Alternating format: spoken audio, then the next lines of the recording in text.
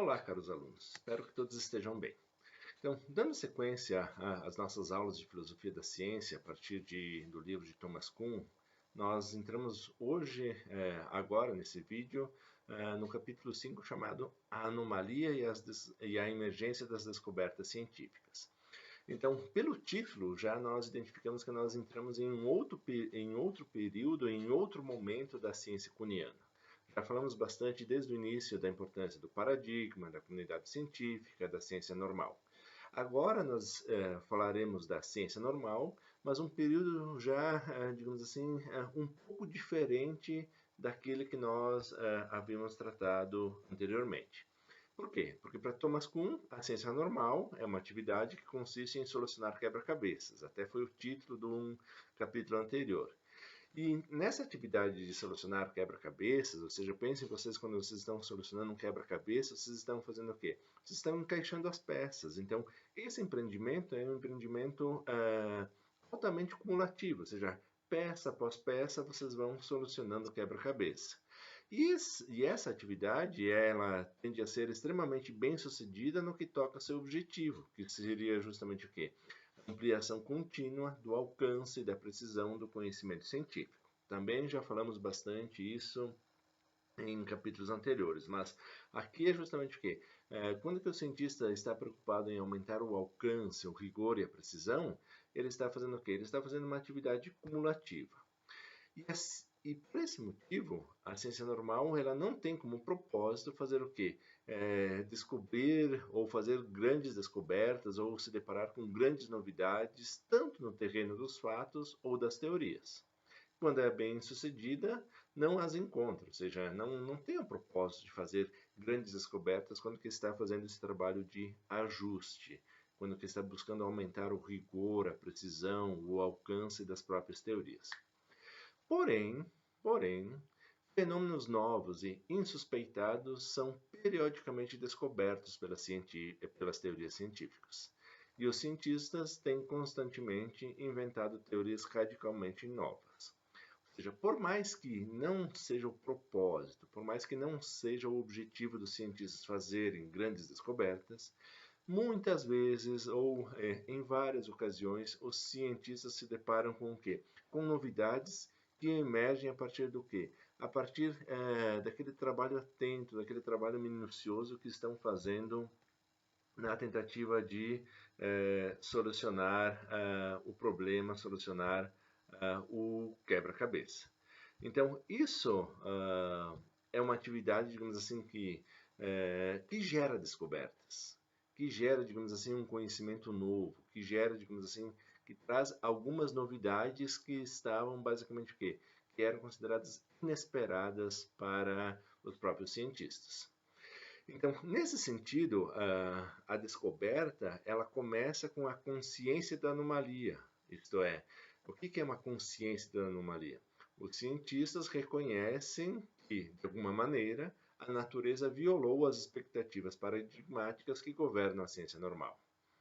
Então, aquilo que estava previsto, aquilo que esperava-se encontrar, não é bem aquilo. Ou seja, a predição de uma teoria não configurou os fatos, ou seja, os fatos não estão querendo se encaixar, digamos assim, no modelo paradigmático. O que acontece então? Para-se a pesquisa ou muda-se radicalmente as investidas, muda-se tudo? Não é assim. O que ocorre então segue-se então uma exploração mais ou menos ampla da área onde ocorreu a anomalia.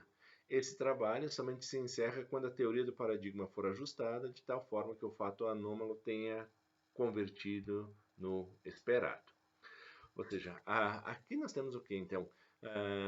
O paradigma está guiando a atividade científica, tem toda aquela estrutura teórica, metodológica, e aquilo que era esperado de acontecer acaba, digamos assim, de certa forma, frustrando as expectativas da comunidade científica. Só que não há uma mudança radical ou rápida, digamos assim. O que a comunidade científica faz? Toma consciência de que existe algo anômalo, existe algo que é inesperado, existe alguma coisa diferente, existe alguma coisa nova, existe alguma coisa que não era esperada nesse momento. E a partir daí nós fazemos o quê? Nós intensificamos os nossos estudos para fazer o quê? Para promover o ajuste deste elemento, para fazer o ajuste, digamos assim, daquilo que estava aí sendo investigado e que frustrou, digamos assim, a concepção do paradigma.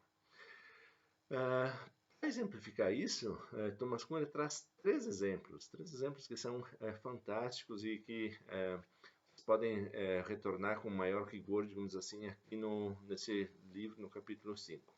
O primeiro deles é sobre a descoberta do oxigênio, é um desses elementos. O segundo elemento é sobre a descoberta dos raios-x, e a terceira é a garrafa de leite. Ou seja, são três exemplos históricos, três exemplos científicos que ajudam a esclarecer, digamos assim, o que é uma anomalia. Ok? Então, vamos lá para o primeiro ponto.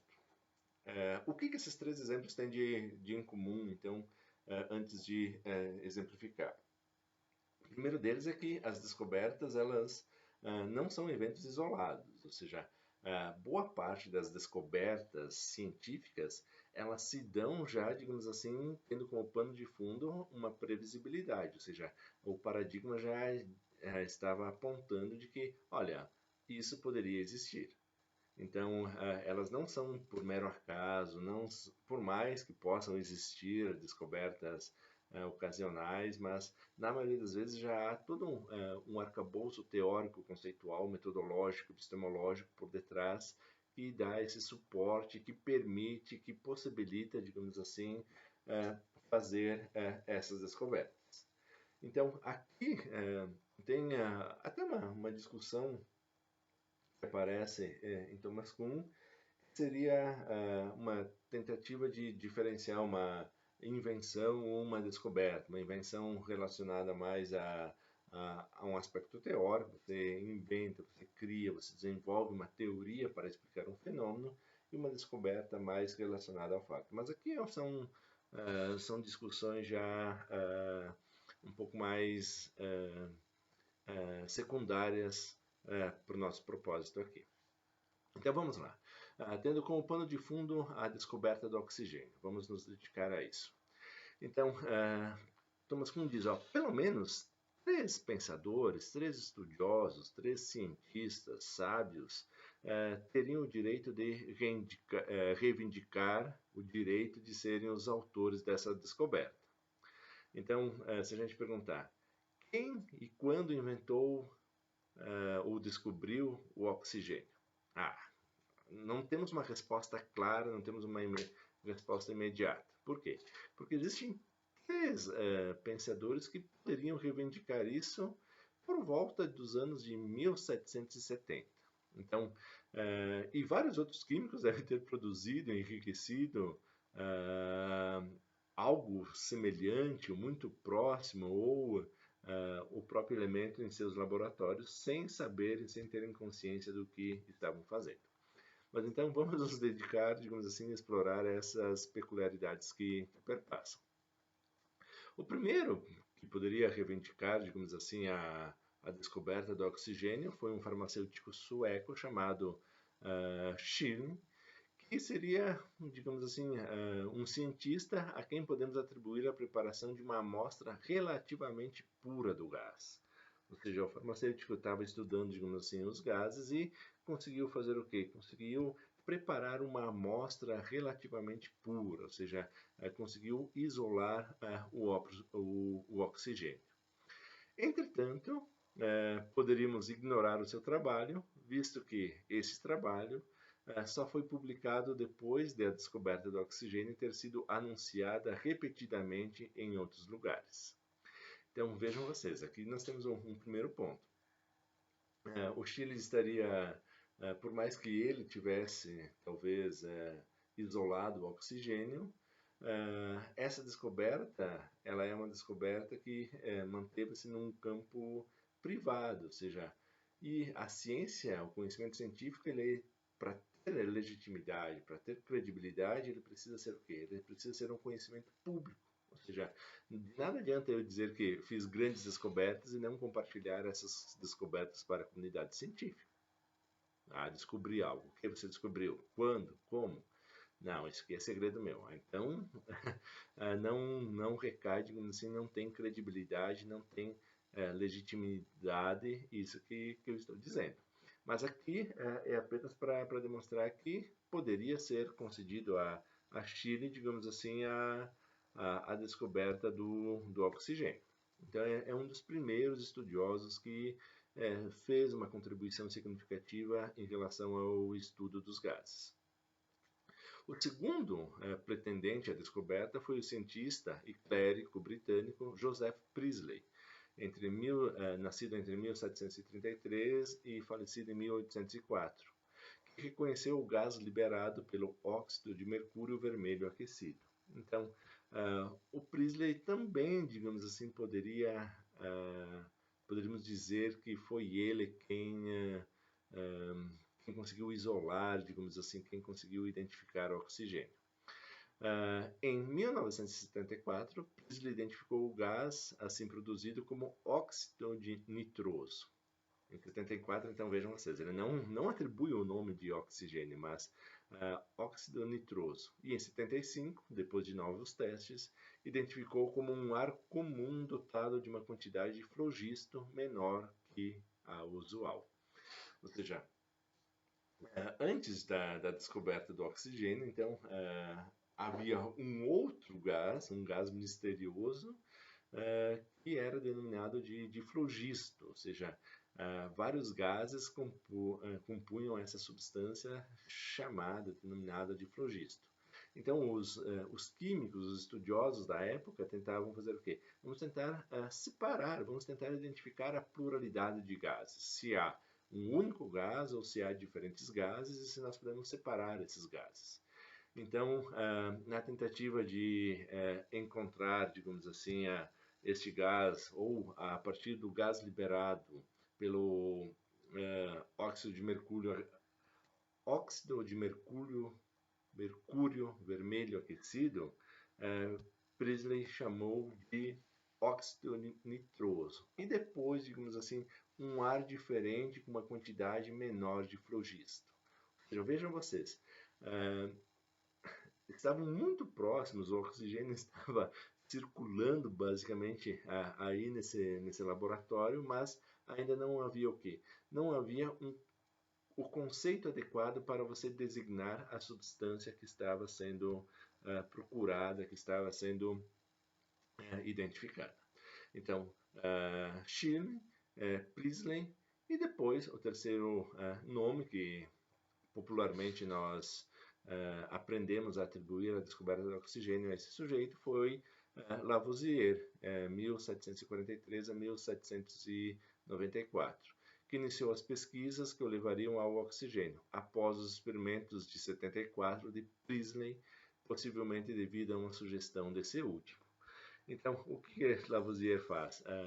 Ele retoma, ele se aproxima, ele tem ciência de que, olha, estão estudando, digamos assim, os gases. E a partir daí, estamos tentando buscar novas substâncias. Então, no início de 1975, Lavoisier escreveu que o gás obtido com o aquecimento do óxido vermelho de mercúrio era o próprio ar inteiro sem alteração. Ou seja, o que era o oxigênio? O próprio ar inteiro, sem nenhuma alteração, sem nenhuma mistura. Surge mais puro, mais respirável.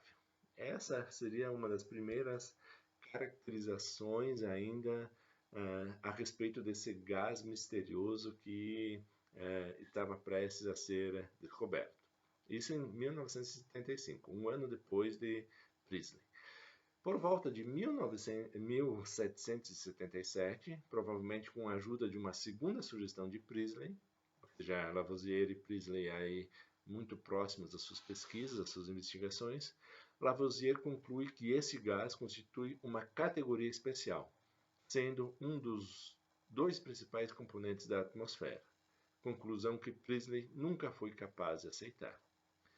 Então vejam vocês, era um gás especial, era um gás novo, um gás que nunca havia sido identificado, era um gás que não fazia parte, digamos assim, da comunidade científica e que estava, basicamente, era um componente essencial da própria atmosfera, não estava restrito, digamos assim, aos tubos de ensaio, não era algo, digamos assim, que um gás tão especial assim, que poderia ser encontrado apenas em pequenas quantidades a partir de uma manipulação laboratorial. Ou seja, era um gás muito mais fértil e disponível basicamente em toda a atmosfera. Então, diante desse cenário, Thomas Kuhn, ele, enquanto um historiador da ciência, ele se pergunta: Priestley ou Lavoisier? Quem, se foi um desses, descobriu o primeiro oxigênio? A quem nós, enquanto estudiosos, enquanto pessoas, digamos assim, sensatas, razoáveis, a quem nós, agora no século XXI, poderíamos atribuir a descoberta do oxigênio? Priestley, que estava ali trabalhando, ou Lavoisier? De qualquer maneira, quando foi descoberto o oxigênio? Ou seja, em que momento, não preciso dizer dia, hora e local, mas quando que foi descoberto propriamente o oxigênio? Então, aqui surgem alguns problemas, digamos assim, no intuito de dizer, olha, ao olharmos para a história da ciência, ao olharmos para a prática, a atividade científica, nós não temos dados tão rigorosos, tão precisos como nos são contados, por exemplo, em alguns manuais de iniciação científica. Ou seja, muitos manuais de iniciação científica dizem que o oxigênio foi descoberto em 1977 por Lavoisier, ponto final. Mas é isso mesmo? É tão simples assim? Como foi descoberto? Por que foi descoberto? O que estava por detrás, digamos assim, que acompanhou e que possibilitou, digamos assim, descobrirmos o oxigênio nesse período e não em outros períodos? Por que o oxigênio não foi descoberto, por exemplo, lá na Grécia Antiga? Ou seja, então, aqui nós, com essa análise mais da história da ciência, nós conseguimos compreender melhor, digamos assim, o próprio desenvolvimento da atividade científica. E isso, obviamente, necessitamos de novos conceitos e de novo vocabulário para analisar eventos como a descoberta do oxigênio. Ou seja, a ciência também precisa criar novos conceitos. Então, ela também precisa dar novas nomenclaturas aos fatos, aos fenômenos que são descobertos. Dar novas nomenclaturas ou até mesmo corrigir e ajustar nomenclaturas existentes anteriormente. Uma das nomenclaturas que a gente poderia dizer que foi ajustada pela física é a concepção de movimento. Ou seja, a ideia de movimento lá de Aristóteles é muito diferente da ideia de movimento que foi sendo trabalhada e desenvolvida por outros teóricos ao longo da humanidade. Ou seja, do século 3, 4 antes de Cristo até o século 21, a ideia de movimento ela foi alterada. O conceito se manteve, mas as referências e as designações desse conceito foram sendo ajustadas. Isso é um claro exemplo, digamos assim, dos ajustes da concepção, digamos assim, do paradigma. Ou seja, o aumento do rigor, da precisão, é dado através do que? Através dessa reformulação e do ajuste dos próprios conceitos. Na física, por exemplo, a concepção de planeta, ela vem sendo ajustada, ou seja, Plutão recentemente foi deixado de fora da categoria de ser um planeta, por quê? Porque não tinha aquelas características. Então, isso é um trabalho, digamos assim, de ajuste, de tornar a ciência cada vez mais séria, mais rigorosa, mais precisa. Então, a proposição quando o oxigênio foi descoberto, embora indubitavelmente correta, é enganadora, pois sugere que descobrir alguma coisa é um ato simples e único, assimilável ao nosso conceito habitual de visão, ou seja, não é tão simples, não é algo, digamos assim, tão fácil de ser identificado. Então, aqui sobre a concepção do oxigênio a partir de Lavoisier, ok? Assim, então, prossegue Thomas Kuhn. Ignorando o Chile, podemos dizer com segurança que o oxigênio não foi descoberto antes de 1774 e provavelmente também diríamos que foi descoberto por volta de 1777, ou pouco depois, ou seja, nesse interstício de tempo.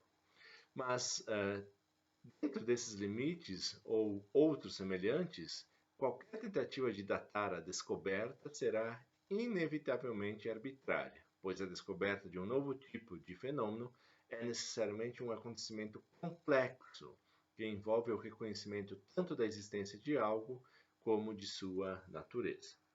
Então, assim, não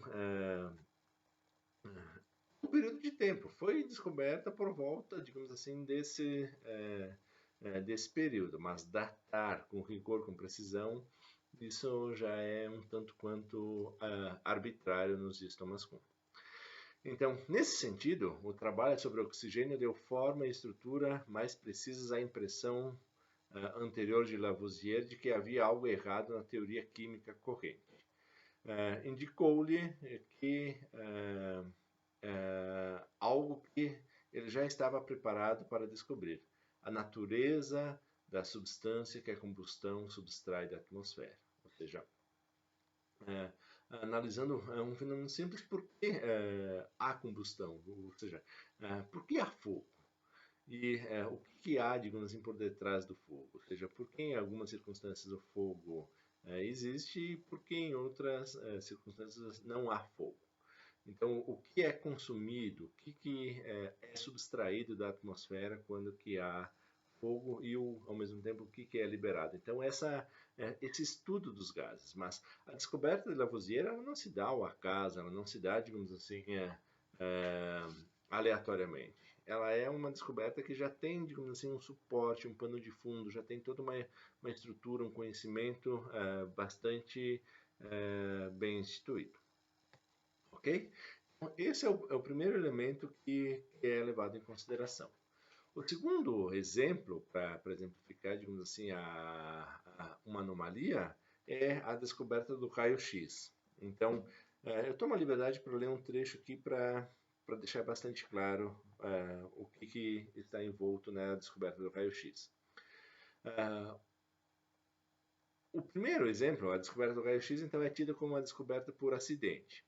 Esse tipo de descoberta ocorre mais frequentemente do que os padrões impessoais dos relatórios científicos nos permitem perceber. Sua história começa no dia em que o físico Göttingen interrompeu uma investigação normal sobre os raios catódicos ao notar que uma tela de cianeto de platina e bário, colocada a uma certa distância de sua aparelhagem protetora, brilhava quando se produzia uma descarga. Investigações posteriores, que exigiram 7 semanas febris, durante as quais Göttingen raramente deixou o laboratório, indicaram que a causa do brilho provinha do tubo de raios catódicos, que a radiação projetava sombras e que não podia ser desviada por um ímã, além de muitas outras coisas. Antes de anunciar sua descoberta, Göttingen convencera a si próprio de que esse efeito não se devia aos raios catódicos, mas um agente dotado de alguma semelhança com a luz. Ou seja, o raio X é um raio que não é uma descoberta ao acaso, só que é um acaso sim, porque não era previsto, não tinha seu objetivo, não estava investigando isso. Mas justamente o que? de um reflexo, a causa de um reflexo, através de um brilho inesperado, digamos assim, que uma placa muito próxima assemelhou, fez o quê? Direcionou o olhar, direcionou, digamos assim, a curiosidade de Röntgen para perceber por que isso está acontecendo. Por que isso acontece com aquela placa e não acontece com outras? Ou por que isso não possui essa natureza?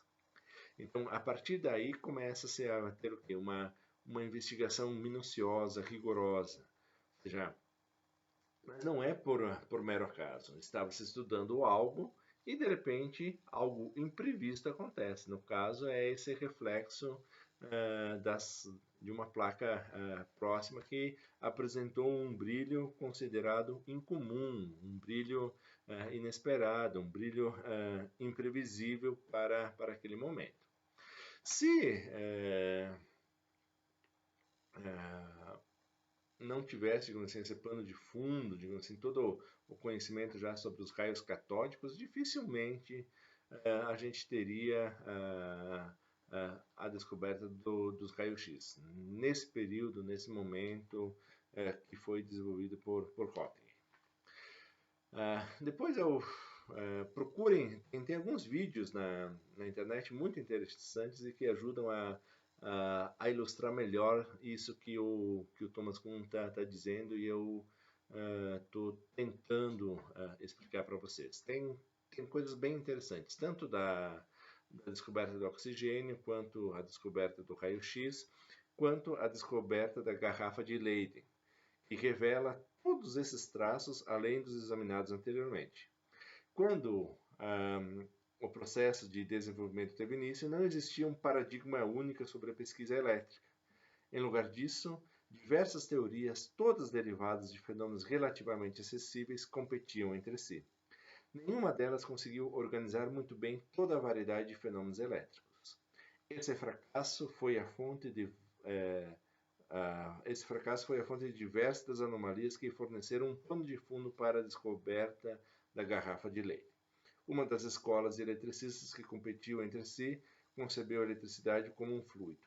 Essa concepção levou vários cientistas a tentarem engarrafar tal fluido.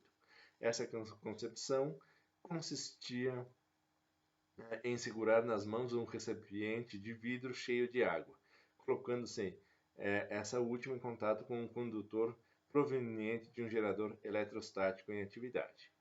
Ou seja, podem suspeitar o que deu. Ao retirar a garrafa da máquina e tocar a água com sua mão livre, todos esses experimentadores receberam um forte choque elétrico. Entretanto, essas primeiras experiências não conduziram os eletricistas à descoberta da garrafa de Leyden. Esse instrumento emergiu mais lentamente. E aqui tem, digamos assim, a narrativa de como que foi descoberta isso. Então, vejam vocês, em diferentes campos, a descoberta do oxigênio, digamos assim, um estudo minucioso para tentar identificar a pluralidade dos gases. Depois, a descoberta do raio-x, vou fazer assim, a descoberta do raio-x. E, terceiro, a descoberta, a invenção, a criação da garrafa de Leyden.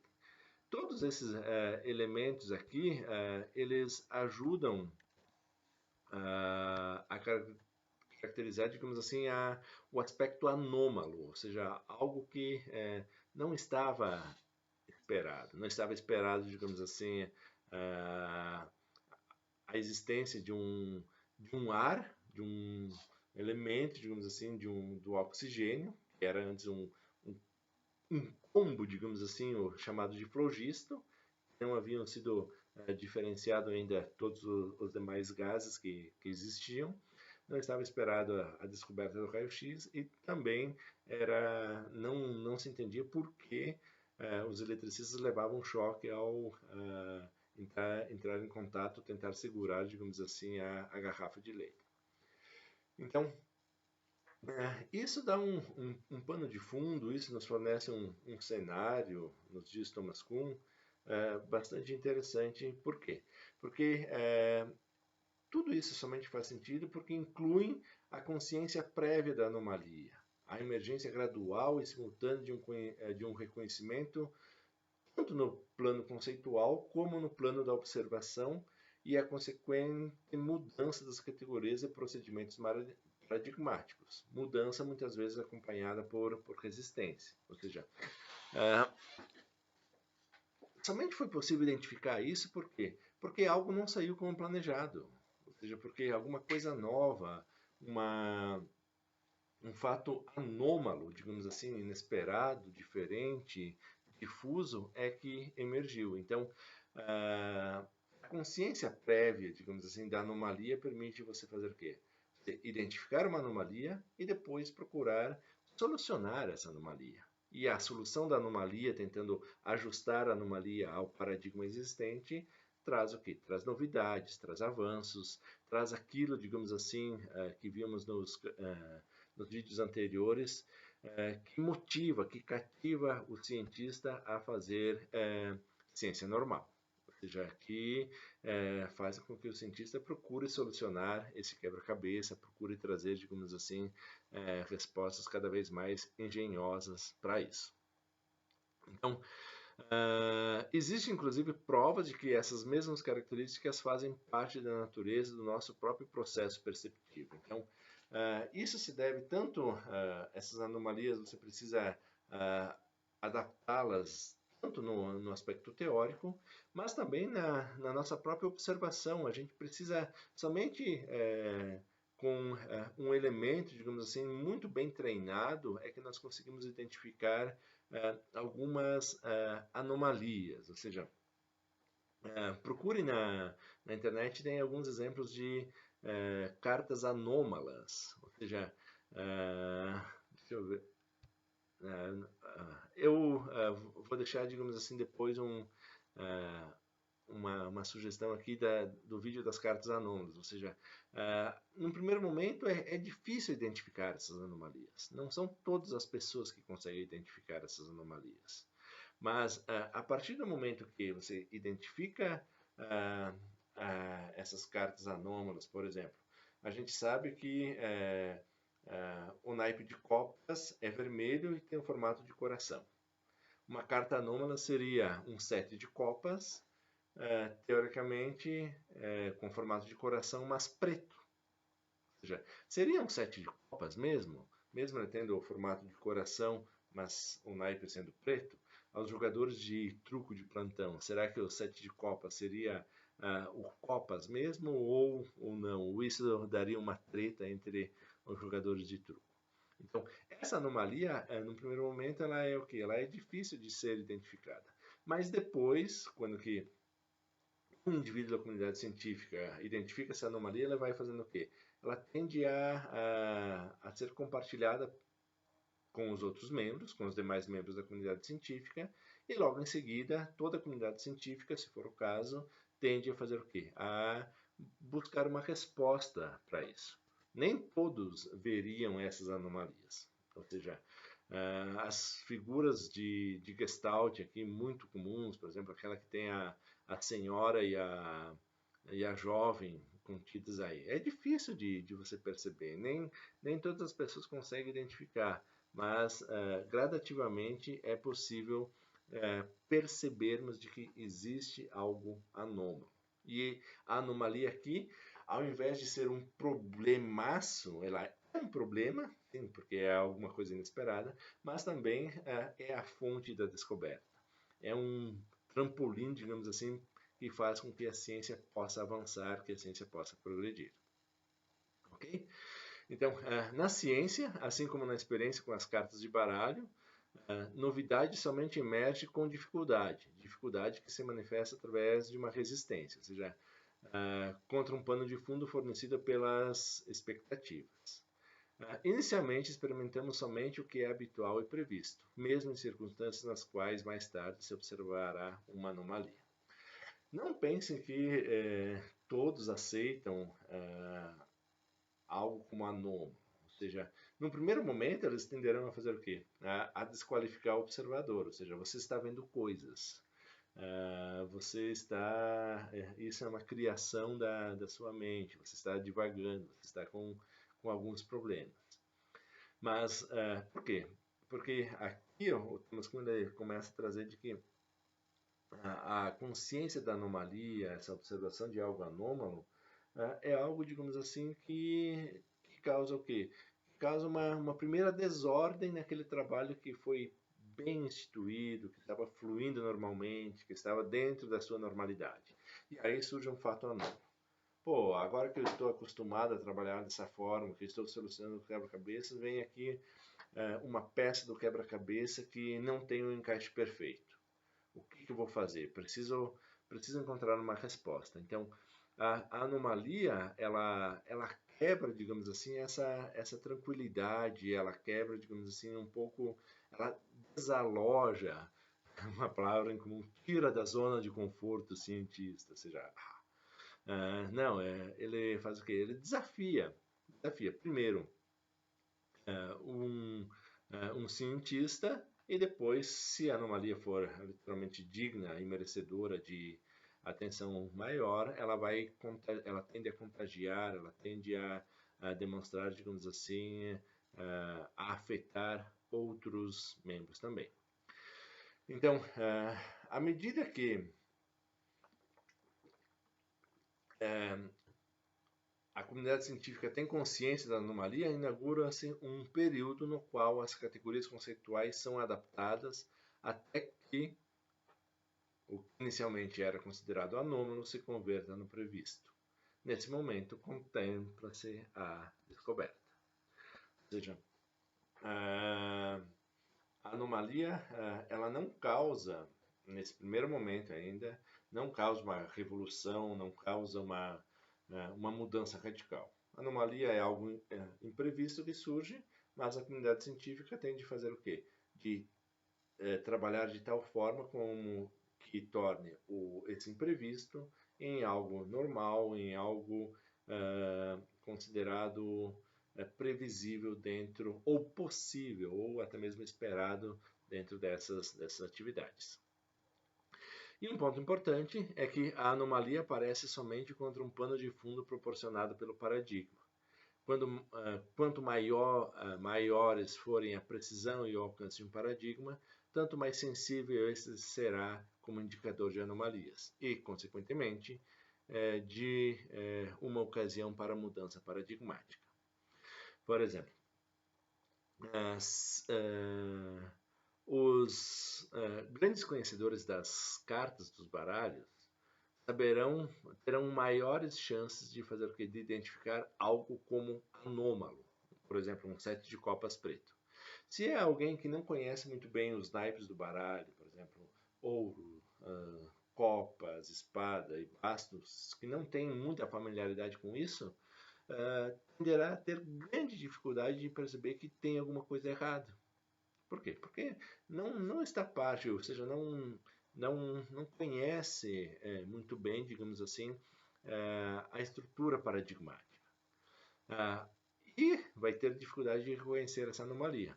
Já os, os viciadinhos no carteado, aqueles que não vivem sem um joguinho de truco, vão saber muito bem, por exemplo, que existe alguma coisa anômala. Então, quanto mais comprometido, quanto mais rigoroso, quanto mais sério, quanto melhor fundamentado for o paradigma e as crenças, os compromissos comunitários forem dados coletivamente, mais fácil será a identificação de algo anômalo. E, consequentemente, mais fácil será a descoberta, mais promissora será o próprio paradigma. Então, aqui nós vemos o quê? Que as anomalias fazem parte desse processo de fertilidade do paradigma. O paradigma precisa ser fértil. Por quê?